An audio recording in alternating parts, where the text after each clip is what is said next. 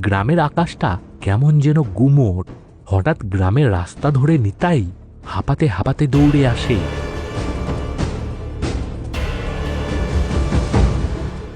ওরে সর্বনাশ হইয়া গেছে রে, সর্বনাশ হইয়া গেছে।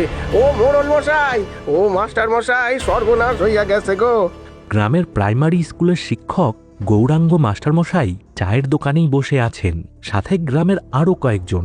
কি হয়েছে নিতাই, এত সকালে অমন করে চেঁচাচ্ছ কেন? মাস্টার মশাই, রতন, হ্যাঁ ওই জাইলা রতন, সে আর নাই গো। কি বলছিস? রতন নেই মানে? কি হয়েছে তার? মহাজনের ওই বড় দিঘির পারে ওই মস্ত আম গাছটায় গলায় দড়ি দিয়া ঝুলতাছে রতন। রতন আত্মহত্যা করছে গো। খবরটা শোনার সাথে সাথে পুরো গ্রামে যেন বাজ পড়ে। সবাই দৌড়ে যায় মহাজনের দিঘির পারে।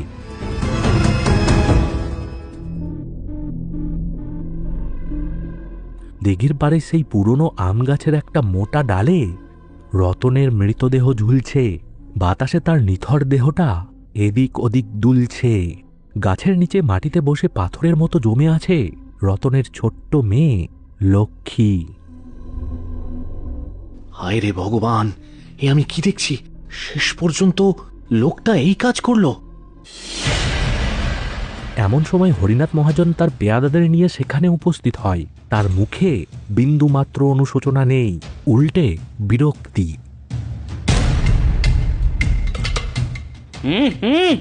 উফ, সকালে উঠেই মরা মুখ দেখতে হলো। ওই বলি লোকটা মরার আর কোনো জায়গা পেল না, আমার এই দিঘির পাড়ে এসে গলায় দড়ি দিতে হলো। এখন পুলিশ আসবে, ঝামেলা হবে, ধর বাবা, ভালো লাগে না। মহাজন মশাই, আপনার কি একটু লজ্জা নেই? লোকটা আপনার ঋণের দায় শুধু মরেনি, সে মরেছে আপনার অপমানে। কাল চণ্ডী মণ্ডপে আপনি যে ভাষায় তাকে অপমান করেছেন সেটা কোনো মানুষ সহ্য করতে পারে না। এটা আত্মহত্যা নয় মহাজন, এটা একটা খুন, আর সেই খুনি আপনি। মুখ সামলে কথা বলবেন মাস্টার।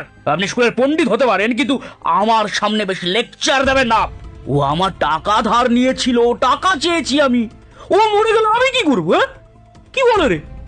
এরপর হরিনাথ মহাজন তার পেয়াদাদের নিয়ে সেখান থেকে চলে যান। আপনারা সবাই চুপ কেন? আপনারা তো কাল সব নিজেদের চোখেই দেখেছেন। মোড়ল মশাই, আপনি কিছু বলুন। আজ রতন মরেছে, কাল আপনাদের কারো পালা আসবে। আগে মাস্টার মশাই, আমরা আর কি বলবো? রতন তো নিজেই গলায় দড়ি দিয়েছে, মহাজন তো আর তারে নিজের হাতে ফাঁসি দেয় নাই। চুপ করেন মাস্টার মশাই, মহাজনের কানে গেলে আমাদের ভিটা মাটি উচ্ছেদ কইরা দিব। গরিব মানুষের আবার বিচার কিসের? আরে সমাজ, টাকার কাছে আজ মানুষের বিবেক কেমন বিক্রি হয়ে গেছে।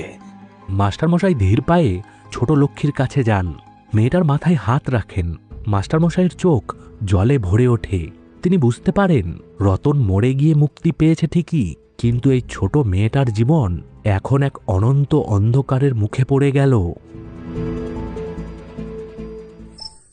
বেশ কয়েকটা দিন কেটে গেছে। রতনের সেই ভাঙা কুঁড়ে ঘর। রাত অনেক হয়েছে। মাস্টারমশাই একটা শালপাতায় ঢাকা ভাতের থালা নিয়ে পা টিপে টিপে সেই কুঁড়ে ঘরের দিকে এগিয়ে যান। ঘরের ভেতরে একটা টিমটিমে মাটির প্রদীপ জ্বলছে। ছোট লক্ষ্মী মেঝেতে একটা ছেঁড়া কাঁথায় গুটিসুটি মেরে বসে আছে। লক্ষ্মী মা, ও লক্ষ্মী, তুই কি জেগেই আছিস রে মা? আমি তোর মাস্টার কাকু। মাস্টার কাকু, তুমি আসছো? আমি তো তোমার জন্যই জেগে বসেছিলাম। আহারে, মেয়েটার মুখটা একদম শুকিয়ে কাঠ হয়ে গেছে। নে মা, আমি তোর কাকিমার হাত দিয়ে দুটো ভাত আর একটু তরকারি মেখে নিয়ে এসেছি। তুই কাল থেকে কিছুই খাসনি, তাই না? না কাকু, ঘরে তো এক দানা চালও নেই। মহাজনের পেয়াদারা এসে বাবার জাল, হাঁড়ি কুড়ি, ঘটি বাটি সব নিয়ে গেছে। আমি জানি মা, হরিনাথ মহাজন একটা আস্ত পাষাণ।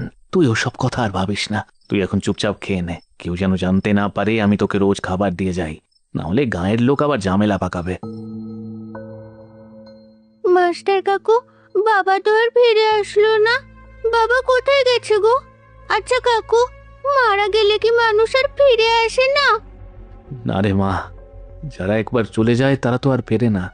কিন্তু তোর বাবা তোকে খুব ভালোবাসতো রে, সে উপর থেকে সব সময় তোকে দেখছে। তুই ভালো হয়ে থাকলে সে খুশি হবে। তুই খেয়ে নে।